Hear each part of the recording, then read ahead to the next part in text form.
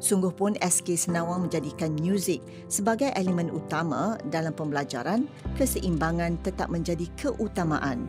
Pendidikan agama Islam sentiasa diterapkan bagi melahirkan generasi madani yang bukan sahaja berbakat tetapi juga berilmu dan berakhlak mulia.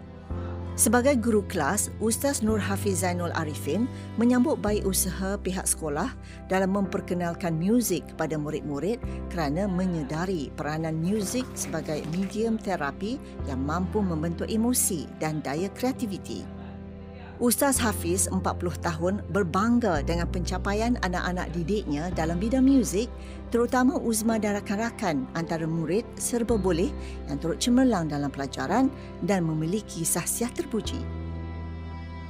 Uzma, Amira dan Ariana, ketiga-tiga ni merupakan pelajar yang bagi saya adalah gifted lah. Dan dia ni dari segi akademiknya, alhamdulillah mereka bertiga di antara pelajar yang baik, antara yang best student. Juga saya suka ambil pendekatan dia yang pertama sekali dari segi sahsiah. Dari sahsiah, pendekatan adab dia, akhlak dia, dari segi pergaulan dengan kawan-kawan dia dan pergaulan guru-guru dia sangat bagus. Mereka bertiga ni diorang ada direction yang jelas. Diorang bagi tahu saya bahawa mereka teringin nak menyambung pelajaran ke sekolah seni. Jadi bila kita ada direction yang jelas macam tu, maka saya nampaklah macam mana cara dia aim dia macam mana dia tumpukan priority dia kat mana. Di samping itu dia tak tinggalkan akademik dia.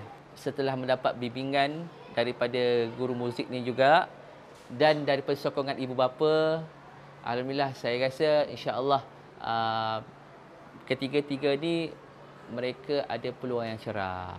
Saya nak jadi cikgu muzik sebab saya minat dengan muzik. Waktu kecil saya tak minat sangat. Lepas tu bila dalam lama ayah saya dah ajar, saya start minat. Saya nak masuk sekolah seni sebab saya nak belajar lagi alat muzik. Lepas tu nanti bila dah besar saya nak jadi cikgu. Studio muzik bukan sekadar ruang latihan, juga tempat murid-murid meneroka potensi, mengekspresi diri dan mengasah bakat. Lazimnya pada setiap petang, Cikgu Kamarul meluangkan masa mengendalikan sesi latihan untuk kumpulan pelapis band sekolah. Ia bukan sekadar mengasah individu tetapi juga membentuk keserasian antara ahli kumpulan. Dalam setiap sesi, Cikgu Kamarul sentiasa menekankan nilai kerjasama dan disiplin, memastikan setiap murid memahami kepentingan bermain muzik sebagai satu pasukan. Uzma dan rakan-rakan tidak terkecuali. Dengan keserasian terbina, mereka mampu menghasilkan persembahan mantap dan memukau.